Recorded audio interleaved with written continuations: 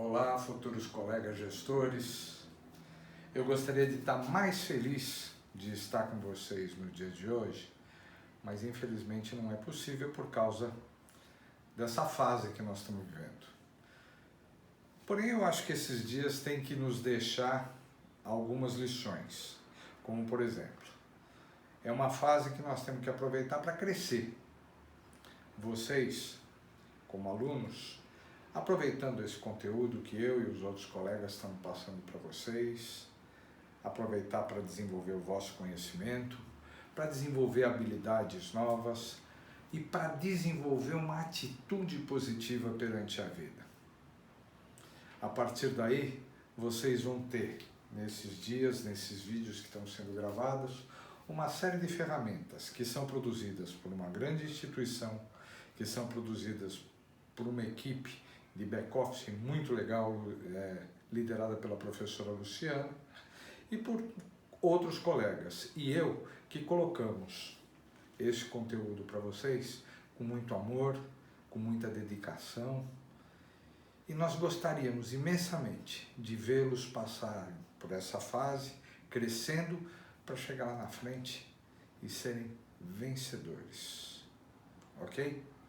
Vamos ao conteúdo? Pessoal, vamos primeiro falar a respeito de estrutura organizacional. Estrutura organizacional é a forma pela qual as atividades desenvolvidas por uma organização são divididas, organizadas e coordenadas. No enfoque amplo, inclui também a descrição dos aspectos físicos, humanos, financeiros, jurídicos, administrativos e econômicos. Vocês devem lembrar que os 4 recursos que formam as organizações, ou seja, recursos materiais, recursos financeiros, recursos tecnológicos e recursos humanos, se reúnem, são agrupados, porém eles precisam de uma forma que vá dar sentido a tudo isso, uma forma que seja capaz de, reunindo esses 4 níveis de recurso, levar à consecução de objetivos. Por isso, a estrutura organizacional existe.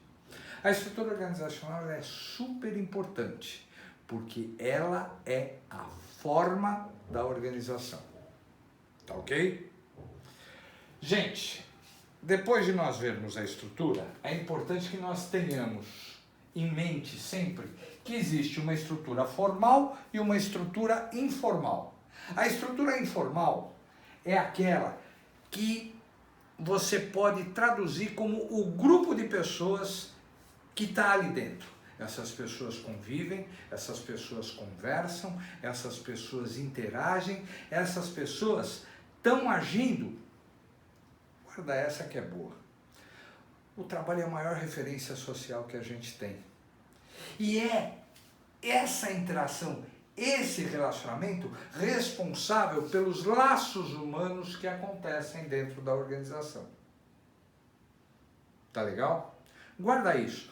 Olha, o teu trabalho é tão importante, que depois que você conhece uma pessoa, a primeira coisa que você quer saber é o nome dela.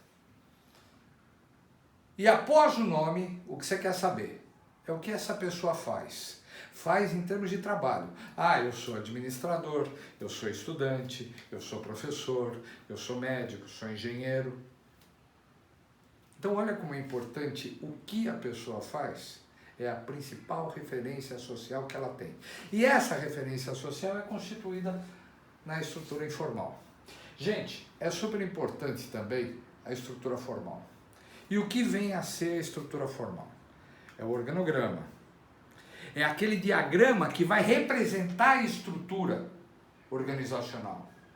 É aquele organograma, é aquele diagrama que vai representar qual o fluxo de todos esses recursos para a consecução dos objetivos.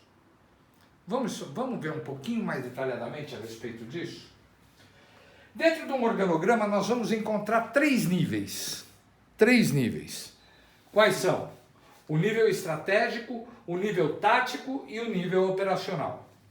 O nível operacional, a base da pirâmide ali, olha, conforme o desenho ali do lado, é onde a coisa acontece de fato. É o manuseio dos objetivos da organização. Ou seja, um core business, ou seja, o negócio principal de qualquer organização, por exemplo, Banco Itaú. Qual é o principal negócio do Banco Itaú? É fazer dinheiro crescer.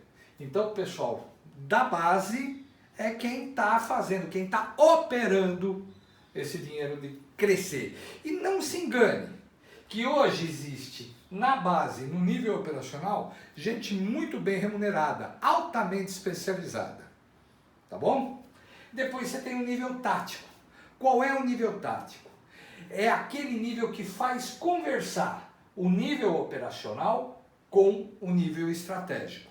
E o nível estratégico, por sua vez, é aquele que constrói os objetivos da organização, é aquele que é o guardião de uma determinada cultura, é aquele que não perde foco na missão, na visão e nos valores da organização. Ok? Em frente. Um outro aspecto super importante dos organogramas ou das estruturas organizacionais é a questão da autoridade. Existe a autoridade formal e a autoridade informal, assim como as estruturas em si, tá? Mas o mais importante é a gente reconhecer que na estrutura formal é onde estão representadas legal, racional e normativadas as relações dentro da organização. O como se dá a autoridade. E na informal é aquela que é conquistada dentro do grupo social. Para ficar mais claro, eu gostaria de dar a definição weberiana para vocês de autoridade. Weber, na sua sociologia, ele diz para a gente que a autoridade é a probabilidade que uma ordem tem de ser atendida. Tá? Então, quando o teu chefe diz para você, fulano, por favor, me faça alguma coisa, você provavelmente vai obedecer. Por que você obedece? Porque está estabelecido, está normatizado que ele é teu chefe. Isso é autoridade formal. A autoridade informal já é um pouquinho diferente.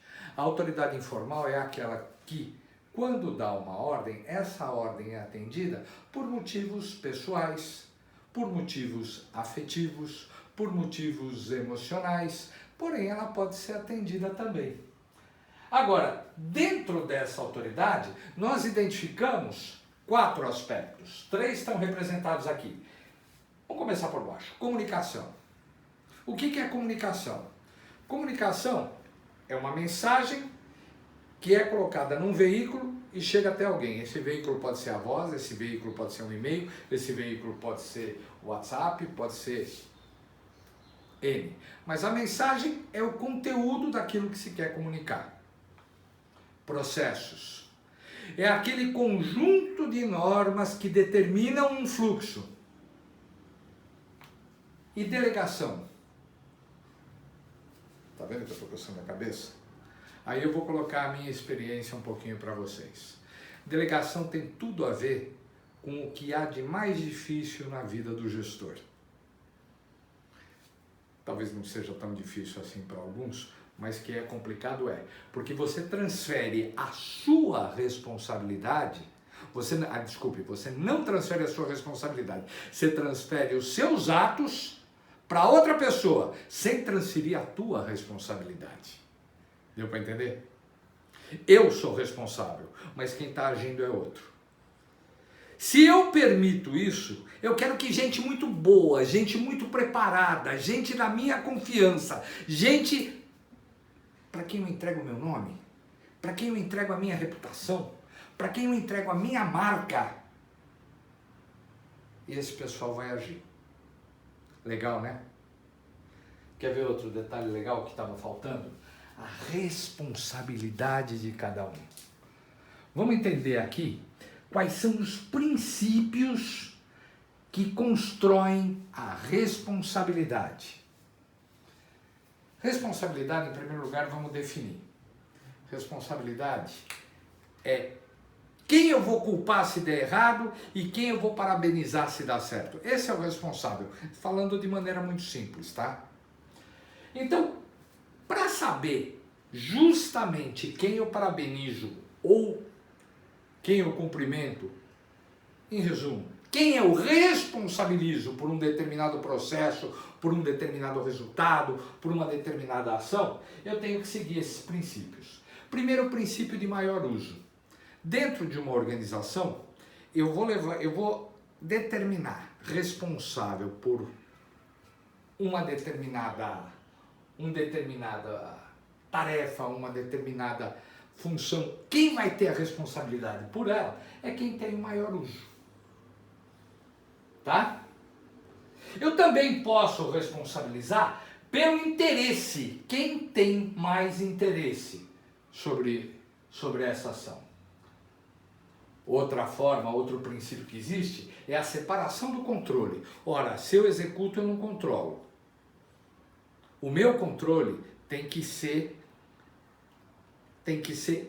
externo ao processo propriamente dito, à função propriamente dito, ao resultado propriamente dito. Se eu quero ter um bom controle, é interessante que ele não ocorra dentro dessa função. Princípio da supressão da concorrência. Não é interessante que duas áreas, que dois departamentos, que dois profissionais concorram dentro da mesma organização? Ah, mas eu conheço o caso do departamento comercial. Tá, pode até existir exceções que só vêm confirmar a regra. Mas, em primeiro lugar, existe aquela ideia de time, aquela ideia de equipe que vai transitar. Depois vem o princípio de diferenciação e integração. Ora, se eu tenho diversos departamentos, seções profissionais dentro de uma organização, é interessante que cada um tenha a sua personalidade. Porém, essas personalidades precisam ser complementares e suplementares. As pessoas são diferentes entre si, mas têm que jogar no mesmo time. Princípio de adequação ao uso.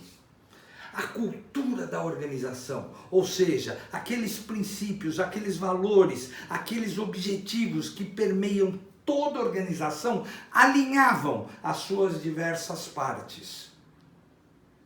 E esse alinhavamento é que vai permitir que, quando olhado isoladamente, todo mundo reconheça cada departamento, cada profissional, cada seção. Porém, é possível ter a visão sistêmica da organização. Nós já vimos nessa mesma disciplina a ideia de visão sistêmica da organização. Ok? Gente, e para completar, eu queria trazer para vocês 3 ideias que servem como estratégia para planejar, implementar e controlar novos métodos administrativos. Vamos considerar métodos administrativos ideias que possam levar a um desempenho superior. Quais são eles? Primeiro, eu preciso ter informação. Vocês já viram aquele quadrinho anterior, onde você tinha dados, informação, conhecimento, sabedoria, em forma de uma pirâmide, não viram? Aquilo ali é bacana para burro. Aquilo serve para tudo na vida. E serve para cá também.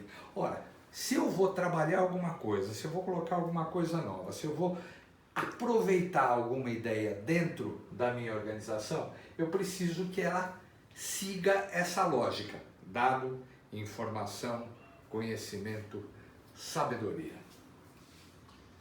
Fluxograma.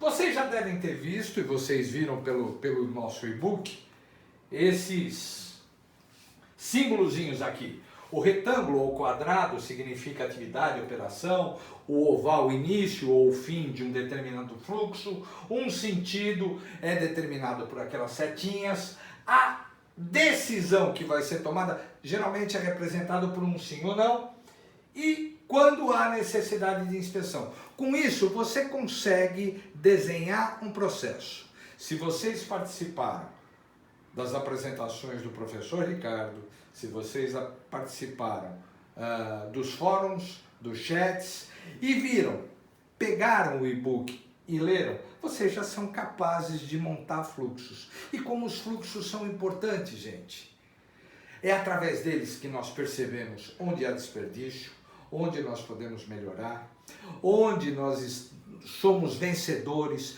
qual é o nosso diferencial competitivo, e tudo isso pode nos levar a resultados melhores. E finalmente nós podemos falar de layout. O que significa layout? Layout é a distribuição dos bens materiais, dos recursos materiais. Essa distribuição é feita levando-se em conta os recursos humanos, levando-se em conta a tecnologia, levando-se em conta os recursos financeiros que nós temos disponíveis para atingir os nossos objetivos. Sabe, pessoal, eu gostaria muito de estar em comum contato pessoal com vocês, dentro de uma sala de aula, podendo fazer de uma maneira mais próxima esse momento. Mas é isso que nos é permitido hoje. Porém, no futuro, nós vamos encontrar meios melhores de fazer isso, porque nós vamos aplicar todo esse conhecimento que nós pegamos aqui e jogamos na nossa vida profissional. Vocês são profissionais de nível superior. Eu gostaria que todos vocês reconhecessem que, em primeiro lugar, nós conhecemos os conceitos, porque os conceitos não nos fazem perder o foco. Os conceitos nos guiam por onde nós temos que andar. Os conceitos nos proporcionam até quebrar paradigmas, porque nós sabemos onde esses paradigmas podem ser quebrados. Ok? Pessoal, eu quero vê-los inovando. Eu quero vê-los performando por aí. Eu quero vê-los bem. E eu tenho certeza absoluta que vocês podem. Aproveitem tudo isso que nós estamos colocando à disposição de vocês e vamos em frente. Vamos vencer, porque nosso povo é demais. Nós estamos enfrentando isso aí de uma maneira diferente do resto do mundo. Nós estamos enfrentando isso aí com uma garra que em poucos lugares é visto. Tá? Um beijo no coração de todo mundo e tamo junto.